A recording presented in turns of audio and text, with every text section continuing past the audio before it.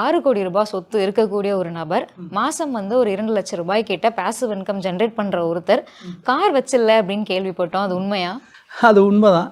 என்கிட்ட கார் கிடையாது, என்கிட்ட 2 வீலர் தான் இருக்குது. இன்னொன்று இட்ஸ் கைண்ட் ஆஃப் ரிஸ்க்கு. நான் ரிஸ்க் எடுக்க விரும்பல. அந்த காரை எடுத்துகிட்டு நான் ஓட்டிட்டு இன்றைக்கி இருக்கிற ரோட் சேஃப்டிலாம் நீங்கள் பார்த்தீங்கன்னா இந்தியாவில் கேட்க வேணாம். உண்மையை சொல்ல போனோம்னா நான் கேள்விப்பட்டேன். ஷோரூமில் என் ஃப்ரெண்டு ஒருத்தர் சொன்னார், இப்போ ரீசெண்டாக கப்புள்ஸ் எல்லாம் நம்ம கார் வாங்குறது ரீல்ஸுக்காக வாங்குறாங்க. ரீல்ஸு போட்டு அதில் வியூஸ் வரணுங்கிறதுக்காக வாங்குறாங்க. என்னங்க இது கொடுமை? இதையாவது விடுங்க. நீங்கள் துபாயில் போனீங்கன்னா கார் ஏன் வாங்குறாங்கன்னா, காரோட விலை 50 லட்சம் 60 லட்சம் அவங்க ஊர்படி.